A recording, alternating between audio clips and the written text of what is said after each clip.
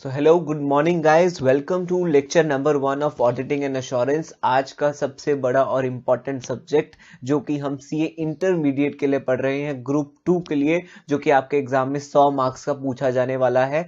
और इस सब्जेक्ट के बारे में पहले एक जनरल नोशन बात कर लेते हैं कि आपको अगर आपको लगता है कि भाई ये तो बहुत रट्टे मारने वाला सब्जेक्ट है, रट्टे मारेंगे पास हो जाएंगे, तो भैया भूल जाना, ये बहुत ही प्रैक्टिकल सब्जेक्ट है। आपकी सीए कंप्लीट होने के बाद यही एक ऐसा सब्जेक्ट है, या this is one of the subjects जो आपके बहुत बहुत काम आने वाला है प्रैक्टिकली। तो मैं चाहूंगा कम से कम आप इसको याद जरूर करें, लेकिन इसको समझकर याद करेंगे। तो आज की क्लास जो हम स्टार्ट करने वाले हैं, पहले हम कुछ बेसिक्स पढ़ेंगे कि भाई ऑडिट है क्या, ये सब्जेक्ट के अंदर मतलब क्या है।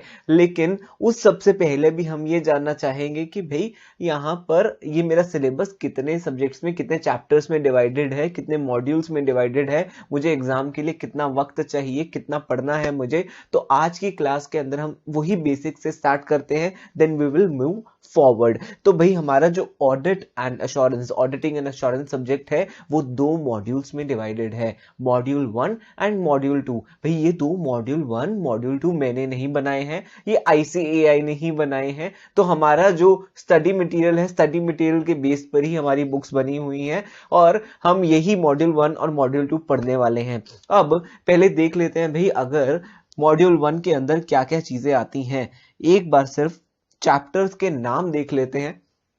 मॉड्यूल 1 के अंदर आपको 8 चैप्टर मिलने वाले हैं। तो हम स्टार्ट कर रहे हैं चैप्टर नंबर 1 से। चैप्टर नंबर 1 मिलेगा जिसका नाम है nature, objective and scope of audit. Chapter 2 है ऑडिट स्ट्रैटेजी, ऑडिट की प्लानिंग कैसे होगी, ऑडिट प्रोग्राम कैसे बनेगा। तीसरी बहुत इंपॉर्टेंट चैप्टर है, याद रखना, तीसरा बहुत बहुत इंपॉर्टेंट चैप्टर है ऑडिट डॉक्यूमेंटेशन। भाई हर चीज की डॉक्यूमेंटेशन करनी पड़ती है ऑडिट में। ऑडिट के अंदर भाई हम ओपिनियन एक्सप्रेस करने गए हैं कि फाइनेंशियल स्टेटमेंट्स जो हैं वो ठीक हैं या नहीं, तो हम ऑडिट एविडेंस कलेक्ट करने गए हैं उस चीज के रिगार्डिंग, ताकि हम अपना ओपिनियन दे पाए। तो भाई यहां पर हम chapter 1 that is nature, objective and scope of audit. भाई ऑब्जेक्टिव क्या है, ऑडिट का स्कोप क्या है, ऑडिट की स्ट्रैटेजी कैसे बनेगी, ऑडिट प्लानिंग कैसे होगी, ऑडिट प्रोग्राम कैसे बनेगा। थर्ड चैप्टर डॉक्यूमेंटेशन कैसे होगी, एविडेंस कैसे कलेक्ट होंगे। उसके बाद फोर्थ चैप्टर है risk assessment and internal control. ये भी हम डिटेल्ड वे में आज क्लास में थोड़ा सा डिस्कस करेंगे एग्जांपल के साथ, और डिटेल्ड जो है इस चैप्टर के अंदर ही जाके पता लगेगा। आई नो अभी तो सिर के ऊपर से जा रहा होगा, लेकिन अभी थोड़ा सा धीमा चलेंगे। मैं सिर्फ आपको चैप्टर्स के नाम गिना रहा हूं, डरना नहीं है इन चैप्टर से। बहुत इजी और बहुत मजेदार चैप्टर है ये। तो 4 चैप्टर हमने बात की है। 5वां चैप्टर है जो कि बहुत important, fraud and responsibilities of auditor. भाई फ्रॉड के केस में क्या रिस्पॉन्सिबिलिटी है ऑडिटर की, क्या वो फ्रॉड डिटेक्ट करे या ना करे, कैसे करे वो काम फ्रॉड के केस में।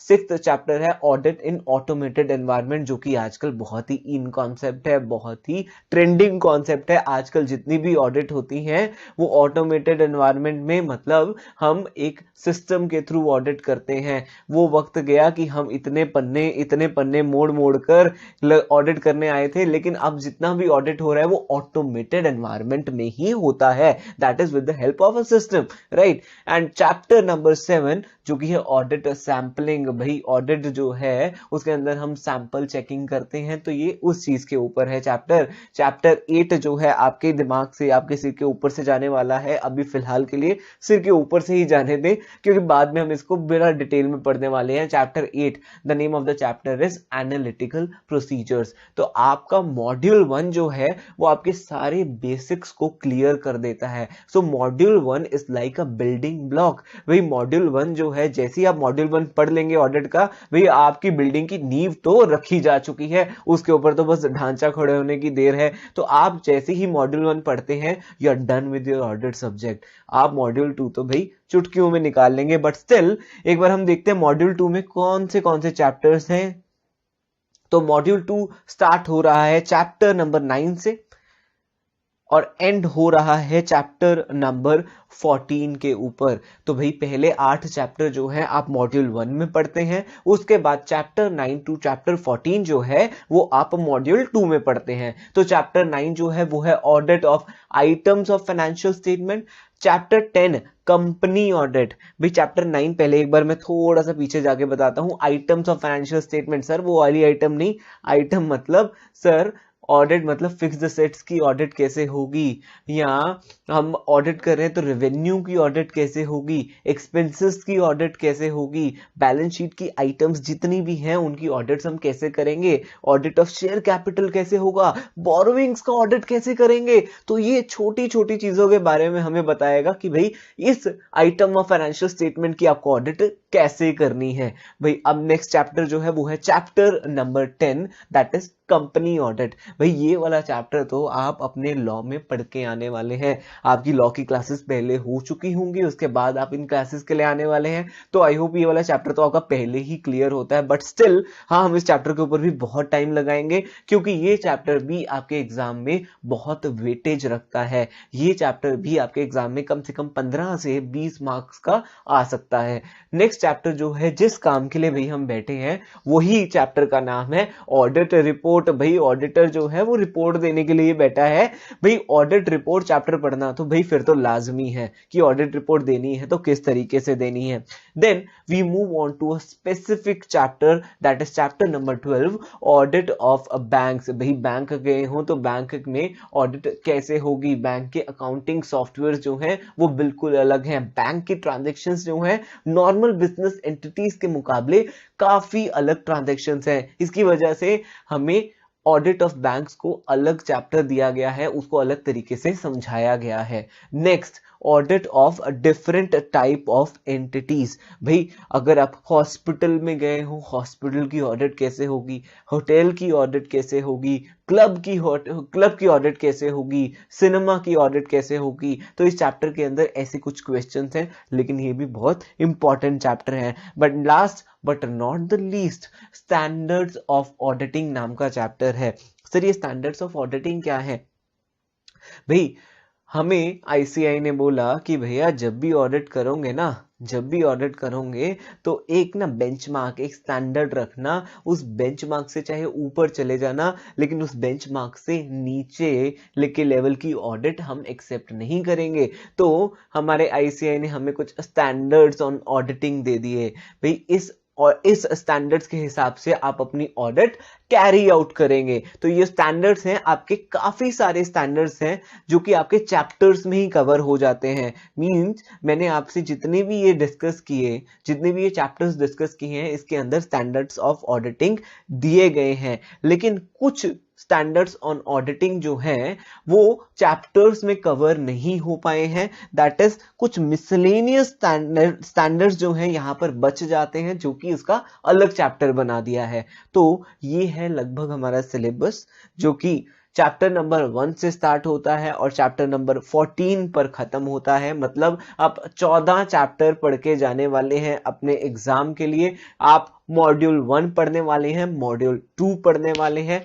अब एग्जाम का नेक्स्ट पार्ट डिस्कस कर लेते हैं। सर एग्जाम मार्क्स कितने मार्क्स का आता है? सर एग्जाम तो 100 मार्क्स का ही आता है। कैसे प्रश्न, कैसे जवाब?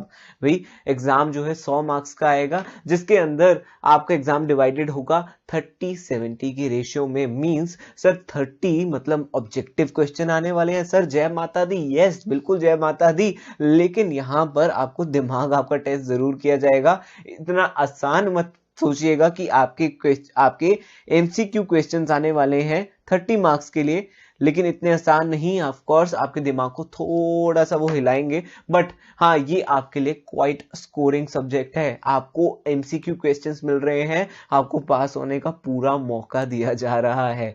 नेक्स्ट बाकी 70 मार्क्स जो है वो सब्जेक्टिव क्वेश्चंस हैं, राइट। तो इस तरीके से आपके 100 मार्क्स जो है वो डिवाइड हो रहे हैं। That is 30 for MCQs and 70 for the subjective questions, right. अब हम थोड़ा सा और आगे बढ़ते हैं। सर आपने स्टार्ट कहां से की थी क्लास? अभी तो आपने सिलेबस बताया है, 2 मॉड्यूल बताए हैं, 8 चैप्टर फर्स्ट मॉड्यूल में, 6 चैप्टर सेकेंड मॉड्यूल में। उसके बाद आपने कहा 100 नंबर का पेपर आना है। सर कुछ काम की चीज भी करा दो।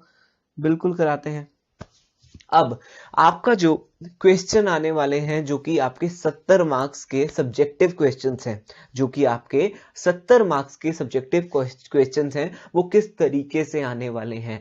आपका पहला क्वेश्चन एग्जाम में हमेशा कंपलसरी क्वेश्चन होता है जो कि आपका 14 मार्क्स का आएगा।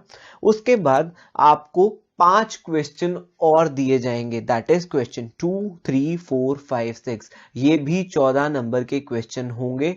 इन क्वेश्चन में से आपने चार क्वेश्चंस का आंसर देना है और ये आपको कंपलसरी इसका आंसर देना है। That is 14 into 5 70 marks. 70 marks तो आपके यहां से सब्जेक्टिव कवर हो गए। एक सेकेंड, 70 मार्क्स जो है आपके यहां से कवर होते हैं। आपको पहला क्वेश्चन जो है वो कंपलसरी है, उसको आपको आंसर देना ही देना है। सर पहला क्वेश्चन कौन सा होगा, कैसा होगा? जी पहला क्वेश्चन जो है वो ट्रू फॉल्स के फॉर्म में होगा। ट्रू फॉल्स में सर सिर्फ ट्रू फॉल्स देना है आंसर, बस मिल गए मार्क्स? नहीं जी, ट्रू फॉल्स तो देना ही है, लेकिन you have to explain why the answer is true और why the answer is false. भाई आंसर अगर ट्रू दे दिया तो क्यों, सच है तो क्यों है, झूठ है या गलत है तो क्यों है, ये भी एक्सप्लेन करना पड़ेगा। तो आपको यहां पर फर्स्ट क्वेश्चन कंपलसरी और बाकी 5 क्वेश्चन में से 4 क्वेश्चंस के आंसर देने हैं और आपके 70 मार्क्स आपके जेब में आ चुके हैं। तो यहां पर आपके 70 और 30 100 मार्क्स यहां पर क्वेश्चंस कवर हो गए हैं। अब थोड़ा सा और आगे बढ़ते हैं, ऑडिटिंग एंड एश्योरेंस के बारे में अब थोड़ा सा समझ लेते हैं, सब्जेक्ट के ऊपर आते हैं कि भाई ऑडिट है क्या, भाई ऑडिट का मतलब क्या है। सर हमें बताइए ऑडिट का मतलब क्या है। उसके लिए हम अपनी चार्ट बुक के ऊपर जाते हैं भाई ऑडिट का मतलब जानने के लिए। तो पहला क्वेश्चन जो हमारे दिमाग में उठता है, भाई ऑडिट है क्या। आज की क्लास में हम कोई भी नया चैप्टर जो है वो स्टार्ट नहीं करने वाले हैं, हम सिर्फ कुछ बेसिक चीजों का मतलब जानने वाले हैं। भाई ऑडिट है क्या, इसके अंदर क्या ऑब्जेक्टिव है ऑडिटर का, ऑडिटर की क्वालिटीज क्या होती हैं, क्या एस्पेक्ट्स हम कवर करते हैं ऑडिट में, ऑडिट कितने टाइप्स की है। सिर्फ हम ये कुछ क्वेश्चंस को आंसर करने वाले हैं, क्योंकि अगर आपके ये बेस क्वेश्चंस क्लियर हो जाते हैं अगली क्लासेस को समझना आपके लिए बहुत आसान हो जाता है, राइट। तो आज हम सिर्फ क्लास में पहला क्वेश्चन आंसर करेंगे, बेसिक क्वेश्चन कि भैया ऑडिट है क्या। इसके लिए थोड़ा सा हम और आगे बढ़ते हैं और जानने की कोशिश करते हैं। यहां पर हम एग्जाम्पल लेते हैं हमारे बहुत बहुत बहुत काबिल दोस्त जिनका नाम है गोलू। सर हर टीचर नाम गोलू ही क्यों देता है? सर सबसे पहले ही दिमाग में यही आता है, कोई भी होगा गोलू ही होगा। चलो गोलू है हमारा बहुत ही काबिल ऑडिटर है। गोलू ने क्या किया है भाई, गोलू ने बहुत अच्छे तरीके से अपने एग्जाम्स क्लियर किए हैं इंटरमीडिएट के, और गोलू ने आर्टिकलशिप जो है वो ज्वाइन की है। लेकिन आर्टिकलशिप जो है वो सोचता है कि मैं ज्वाइन क्या करना, छुट्टी ले लेता हूं। तो उसने किसी रिश्तेदार के यहाँ पे कुछ आर्टिकलशिप ज्वाइन कर लिया और वो ऑफिस जाता ही नहीं है, मतलब डम्मी आर्टिकलशिप कर रहा है। तो यहाँ पर ऑडिटर जो है गोलू है वो सीए भी बन चुका है और यहां पर बुलाया जाता है उनको ऑडिट के लिए। तो भाई उन्हें एक चीज तो याद है गोलू को, ऑडिट की डेफिनेशन। चाहे वो ऑडिट, चाहे उसको प्रैक्टिकली ऑडिट करनी नहीं आती, लेकिन उसको डेफिनेशन तो याद है। अभी देखेंगे उसको और क्या दिक्कतें आती हैं बिना आर्टिकलशिप के, लेकिन उसको एक चीज तो याद है फिलहाल के लिए कि भाई ऑडिट है क्या एक्चुअल में। Sir audit is an independent examination. Sir इसका मतलब क्या हुआ भाई, हम डेफिनेशन को थोड़ा सा तोड़ तोड़ के पढ़ने वाले हैं ताकि हमारे बेसिक्स जो हैं वो क्लियर हो जाए। And audit is an independent examination. भाई ऑडिट जो है independent examination. Sir independent examination क्या है, मतलब मैं अकेला जाके एग्जाम दे के आऊंगा? नहीं सर, मैं 18 साल का हो गया, मेरे घर वालों ने मुझे मेरे घर से बाहर निकाल दिया और कहा कि भाई खुद की जिंदगी खुद जियो, ऐसा तो नहीं है, ऐसा भी नहीं है। लेकिन audit is an independent examination, मतलब इसका मतलब क्या है सर, इसका मतलब क्या है? आपको सीए बनने के बाद काफी सारी जगह ऐसा देखने को मिलेगा। आपके पास हो सकता है आप सीए बनने के बाद अपनी प्रैक्टिस शुरू करें और आपके काफी सारे दोस्त लोग जो हैं वो बिजनेस कर रहे होंगे, काफी सारे दोस्त जो हैं बिजनेस कर रहे होंगे। ऐसा हमारे साथ भी हो जाता है, और हमारे दोस्त लोग आते हैं कि भाई अब तो तू सीए बन गया है तो ऐसा कर, ये देखिए तेरी पहली फाइल, तूने अपनी प्रैक्टिस शुरू की है तो ये पहली ऑडिट तू मेरी करेगा। मैं कहता हूँ भाई बहुत मजा आया यार, तू तो मेरे लिए भगवान के समान है, मतलब तू तो मेरे लिए दोस्त से भी बढ़कर है, तू तो मेरा भाई है। तूने तो मुझे अपनी फाइल दे दी, अपने पुराने सीए को छोड़ दिया और मुझे अपनी ऑडिट की फाइल दे दी। तो यहां पर मैं उसकी बैलेंस शीट चेक करता हूं, मुझे लगता है कि बैलेंस शीट में कोई ना कोई प्रॉफिट को गिराने की कोशिश की जा रही है, या प्रॉफिट में या बैलेंस शीट में कोई ना कोई झोल है, बैलेंस शीट में कोई ना कोई गलती है, और ऑडिट करते हुए मैं उस गलती को पकड़ लेता हूं। मतलब मैं एग्जामिनेशन करते हुए उस गलती को पकड़ लेता हूं और मेरा दोस्त आके बोलता है यार तू तो मेरा भाई है, तू नहीं बोला था, अब यार इस बैलेंस शीट पे तो तुझे साइन करना ही पड़ेगा।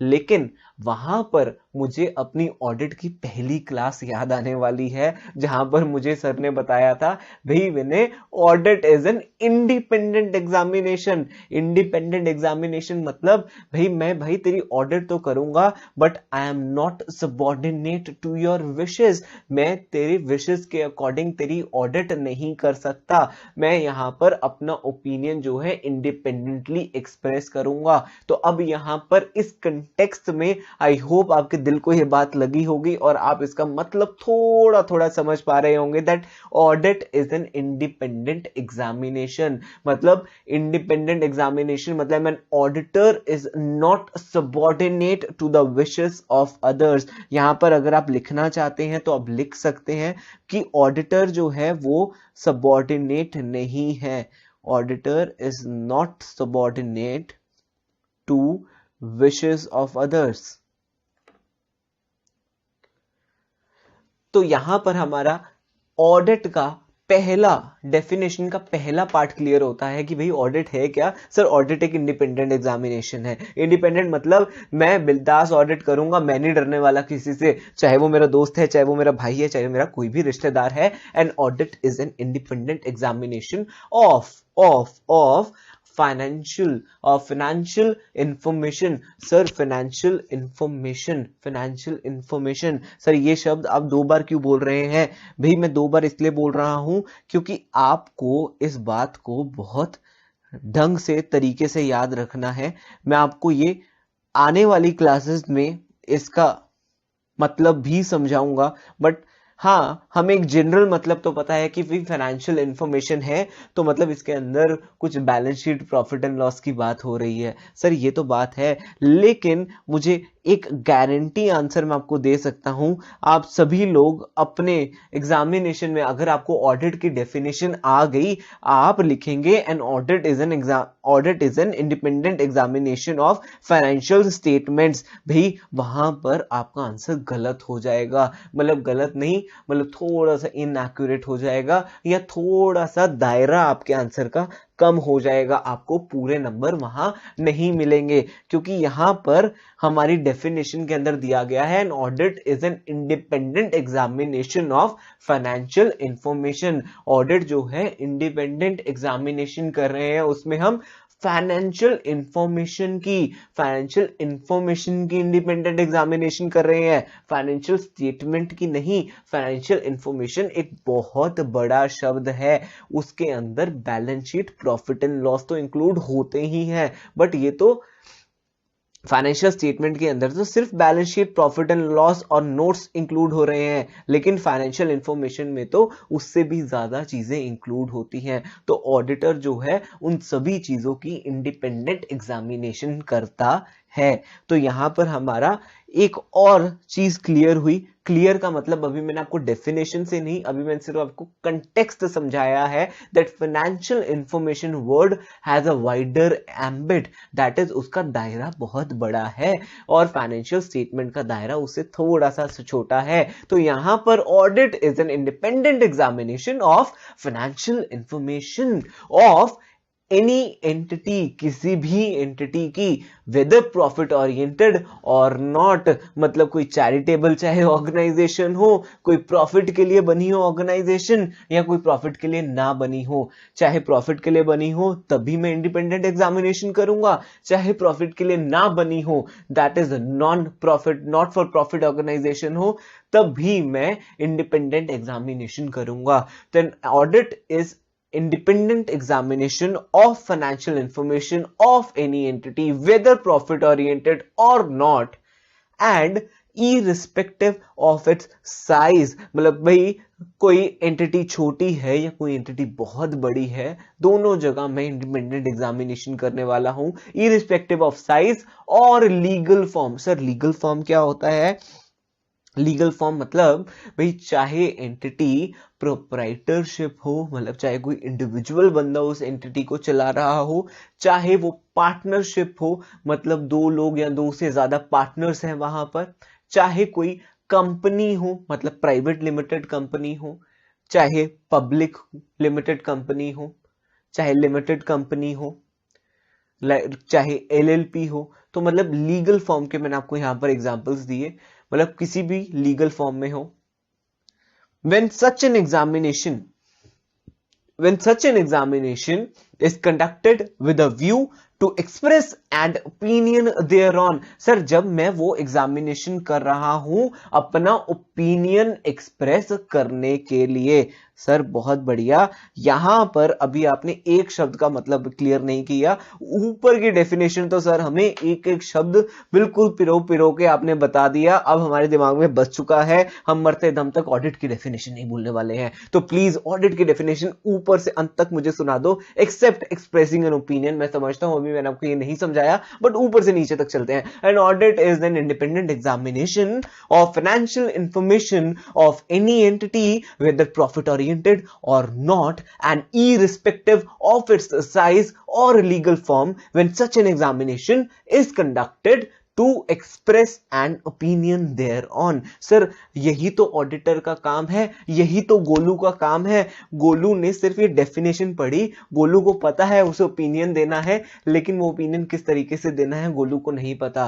भाई हमारी जो फाइनेंशियल स्टेटमेंट्स हैं क्या वो ट्रू और फेयर व्यू दे रही हैं या नहीं? भाई ओपिनियन देना ही ऑडिटर का काम है, और यही ओपिनियन जो है हम अपनी ऑडिट रिपोर्ट में देते हैं कि मेरी जो फाइनेंशियल स्टेटमेंट्स हैं, दैट इज सॉरी मेरी क्लाइंट की जो फाइनेंशियल स्टेटमेंट्स हैं वो फेयरली प्रेजेंटेड हैं या नहीं। So this is a small example, Fairlie presented. Opinion के अंदर बहुत सारी चीजें और भी आती हैं, मतलब मैं अपना ओपिनियन दे रहा हूं कि फाइनेंशियल स्टेटमेंट सही तरीके से प्रेजेंटेड है या नहीं, या और भी और चीजें हैं जो कि इंक्लूड होंगी, वो भी मैं आपको बताऊंगा, बट अभी के लिए ओपिनियन की सिर्फ हम बात कर रहे हैं। नेक्स्ट क्लास में हम ओपिनियन को थोड़ा सा और एक्सटेंशन में पढ़ेंगे।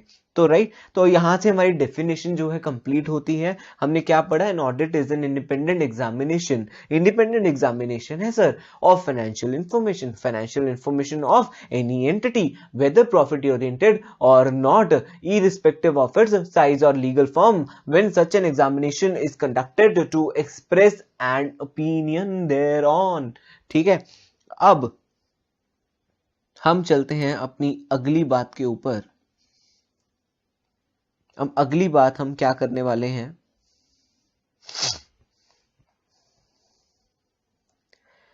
गोलू का ही एग्जाम्पल लेते हैं।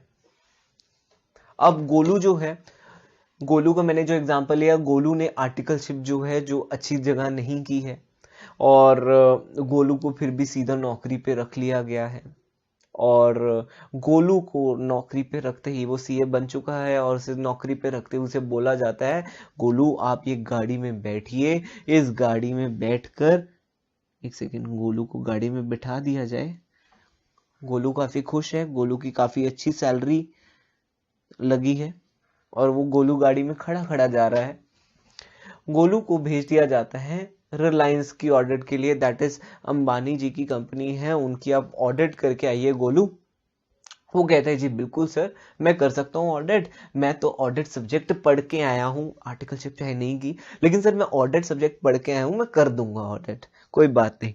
तो ऑडिट के लिए भेज दिया जाता है गोलू को, और गोलू जैसे ही वहां पर पहुंचते हैं, गोलू जैसे ही उनके फाइनेंशियल्स देखते हैं, और जैसे ही देखते हैं कि इतने सारे जीरोस, कहाँ मैं देखूं इतने सारे जीरोस, तो मुझे देखने में नहीं आ रहे, मुझे तो चक्कर आने लगे हैं। गोलू को पता नहीं लग रहा कितने हजार करोड़ की रिलायंस की सेल है। गोलू तो भाई कॉमा लगा लगा के देख रहा है कि कैसे मैं इस सेल को पहचानूं। अब गोलू कहते हैं यार ऑडिट तो करनी है तो स्टार्ट तो करता ही हूं। तो गोलू कहता है जी रिलायंस वालों, ऐसा करो, मैं आज आपके सेल के बिल चेक करने वाला हूं, मैं आपकी सेल के अंदर गलतियां निकालूंगा, और मैं अपना ओपिनियन जो है दूंगा कि भाई तुम लोग हो जो कि इस देश को लूट रहे हो, तुम लोग हो, और तुम लोगों की वजह से हमारे शेयर होल्डर्स को नुकसान हो रहा है, आज तो मैं तुम्हारी गलतियां निकाल के ही रहूंगा। कहते हैं चलो ठीक है, निकाल लो, निकाल सकते हो तो निकाल लो। तो अब वहां पर गोलू जी के पास काफी सारी बड़ी बड़ी गठियां रख दी जाती हैं बिल्स की, और गोलू जो है एक एक करके बिल चेक करने लगते हैं। एक एक करके गोलू जी ने ऑडिट करनी स्टार्ट कर दी है, बिल चेक करना शुरू कर दिया है, और ऐसे एक एक बिल को चेक करते करते करते करते करते करते करते करते काफी दिन बीत गए हैं, महीना बीत गया है, और गोलू के जो सीनियर हैं काफी गुस्से वाले हैं, और उनका नाम है भाई भोलू। लेकिन भोलू हंस क्यों रहे हैं जी? भोलू हंस नहीं रहे हैं, भोलू गुस्से में है, थोड़ा सा फ्राउन फेस। तो गोलू जी रिव्यू करने आते हैं, भोलू जी रिव्यू करने आते हैं गोलू जी का काम। भाई गोलू, तू एक महीने से रिलायंस का ऑडिट कर रहा है, आई होप तूने काफी सारी चीजें देख ली होंगी, काफी सारी चीजें समझ ली होंगी। वो रिव्यू करने आ रहे हैं, गोलू का काम। भाई गोलू तूने किया क्या है, मुझे बता तो। सर मैंने मैंने 1 लाख बिल चेक कर लिए। अच्छा, क्यों? सर यही तो करने आया था। अच्छा, ऑडिट पढ़ी थी? हाँ सर पढ़ी थी। ऑडिट के अंदर एक कॉन्सेप्ट पढ़ा था गोलू। सर कौन सा? Test checking. सर सर वो बुक पेज मिसिंग था सर। सर ये वाला शब्द नहीं पढ़ा मैंने। तभी तभी भाई तू इतने सारे बिल्स चेक कर रहा है, इतने सारे बिल्स चेक करके तू करेगा क्या? तूने सिस्टम की ऑडिट नहीं की, तूने इनके इंटरनल कंट्रोल्स नहीं देखे, तू सीधा बिल चेकिंग को लग गया है। और क्या गोलू एक बात बता, इनके तो 1 करोड़ बिल हैं जो कटे हुए हैं, क्या तू 1 करोड़ बिल्स को चेक कर पाएगा? क्या हम 1 साल की ऑडिट रिपोर्ट, इस साल की ऑडिट रिपोर्ट 3 साल बाद देने वाले हैं क्या? क्या तू पागल वागल हो गया है क्या? तो गोलू जी डर चुके हैं। गोलू कहते हैं जी ठीक है सर, आप मुझे बताओ ऐसा कौन सा कॉन्सेप्ट था जो कि मैं ऑडिट में मिस करके आया हूं। भाई भोलू कहते हैं तू बहुत इंपॉर्टेंट कॉन्सेप्ट मिस करके आया है, वो है टेस्ट चेकिंग। टेस्ट चेकिंग भाई, हम जब भी ऑडिट करने गए हैं हम सभी बिल्स की चेकिंग नहीं कर सकते, हम तो सिर्फ टेस्ट चेकिंग सैंपल बेसिस पर ही चेक कर सकते हैं, मतलब less than 100% of the population को ही चेक कर पाएंगे। तो यहां पर गोलू भी बहुत चालाक है। गोलू कहता सर अगर ऐसे ही ऑडिट आपने की, अगर सिर्फ टेस्ट चेकिंग से ऑडिट कर दी, तो सर आप गारंटी से कैसे कह सकते हैं कि रिलायंस ने कोई गलती नहीं की? गारंटी से कैसे कह सकते हैं कि रिलायंस ने लोगों का पैसा नहीं खाया? भाई गोलू, लगता है तू पूरी ही ऑडिट भूल चुका है, क्योंकि ऑडिट के अंदर एक और इंपॉर्टेंट कॉन्सेप्ट था कि भाई ऑडिट अगर तू करने गया है, तू 100% अश्योरेंस तो ले ही नहीं सकता भाई मेरे। 100% अश्योरेंस नहीं मिलेगी, सिर्फ लेस देन 100% मिलेगी अश्योरेंस, मतलब एक रीजनेबल अश्योरेंस ही मिलेगी, एक हद तक ही अश्योरेंस ऑब्टेन कर पाएगा, एक हद तक ही तुझे तसल्ली मिल पाएगी।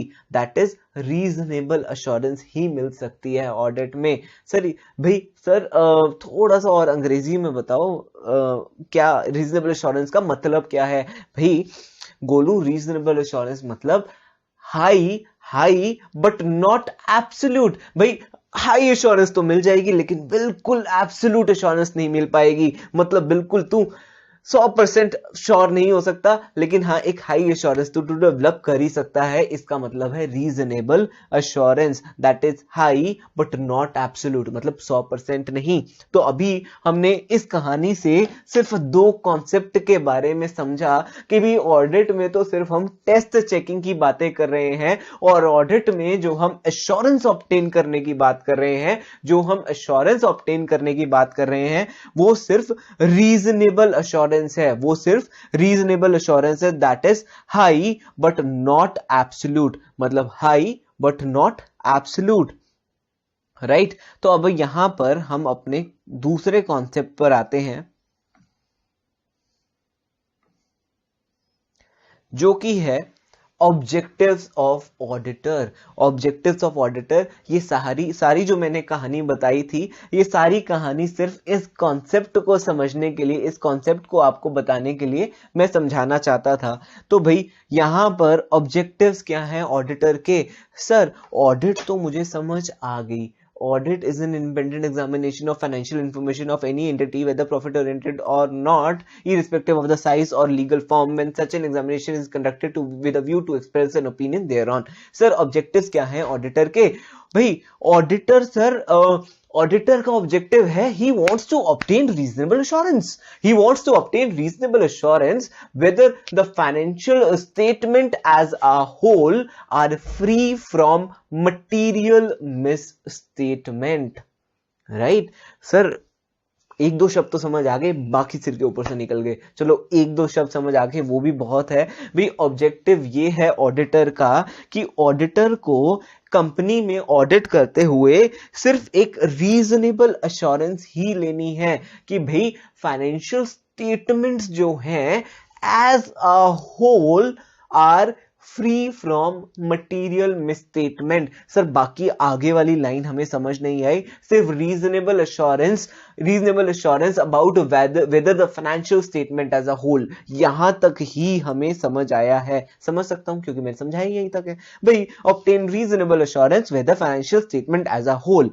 अब आगे की कहानी के लिए, आगे के 4 शब्दों को समझने के लिए हम एक और छोटा सा एग्जाम्पल लेते हैं। तो यहां पर भोलू जी कहते हैं कि भाई गोलू, मैंने तुझे ऑडिट सिखा दी है, मैंने तुझे चीजें बता दी हैं, अब तो तू ऑडिट कर लेगा ना? गोलू कहता है बिंदास सर, कोई गलती नहीं करूंगा, अब तो आप टेंशन मत लो, इनकी गलतियां मैं निकाल के दिखाऊंगा। अब आपको 30 दिन के अंदर ऑडिट कंप्लीट मिलेगी।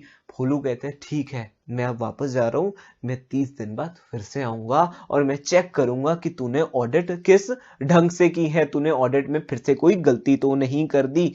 ठीक है जी। अब फिर से 1 महीने बाद अभी उन्होंने आना है और गोलू अपनी तैयारी स्टार्ट कर चुका है।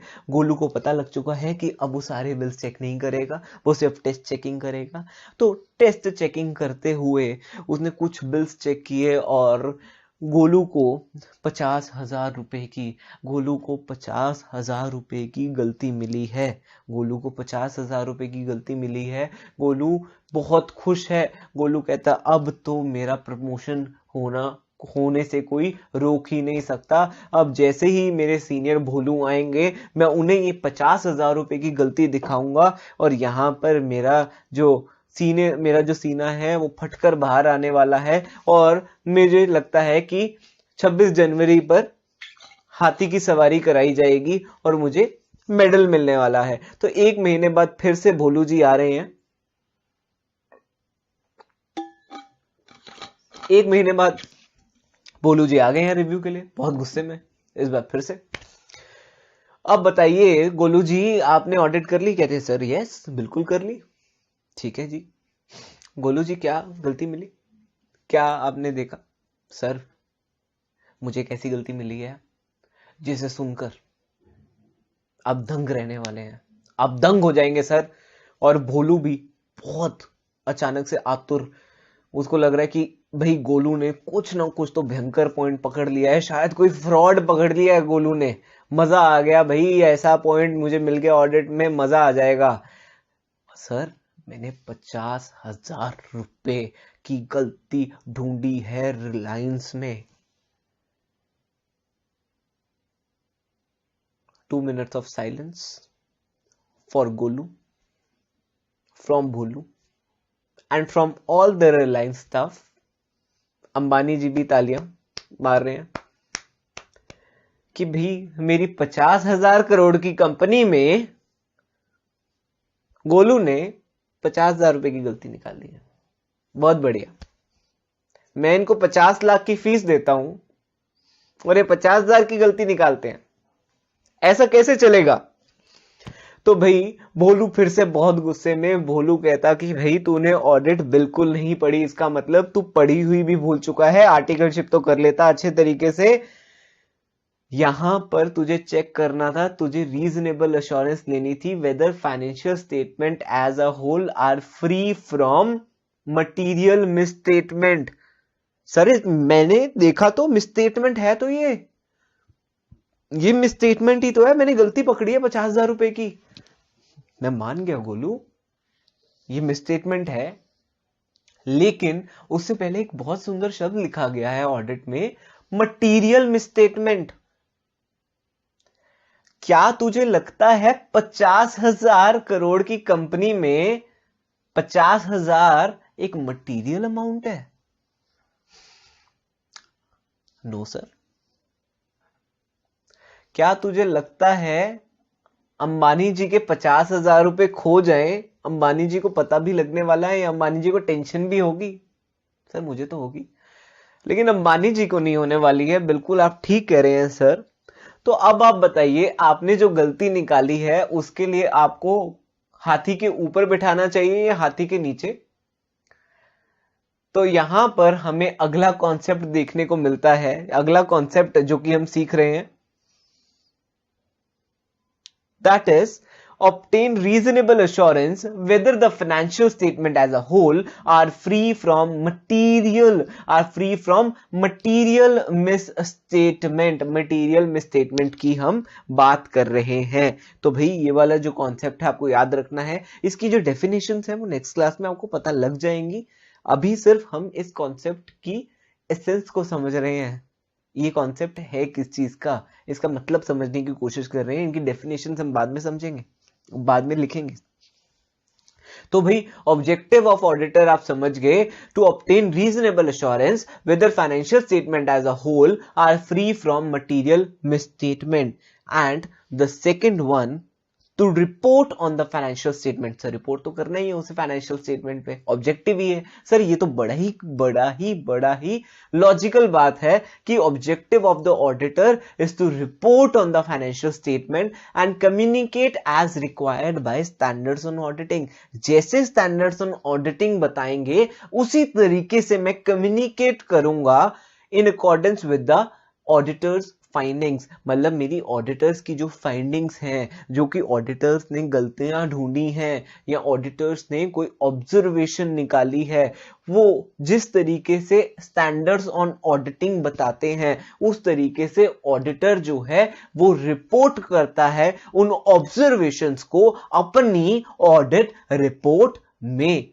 Right, to report on the financial statement and communicate as required by standards on auditing in accordance with the auditor's findings। तो यहां पर हमारा 2 पॉइंट हमने सिर्फ क्लियर किए, सिर्फ उनको हल्का फुल्का समझा है। अभी ऊपर का पार्ट अभी आप छोड़ सकते हैं, ये सिर्फ अभी हम यही 2 पॉइंट्स डिस्कस कर रहे हैं। That is objectives of auditor, obtain reasonable assurance whether financial statement as a whole are free from material misstatement, and to report on the financial statement and communicate as required by the SA in accordance with the auditor's findings। Sir ये exam में भी आता है या ऐਵੇਂ ही? भाई exam में आए हुए क्वेश्चन है ये।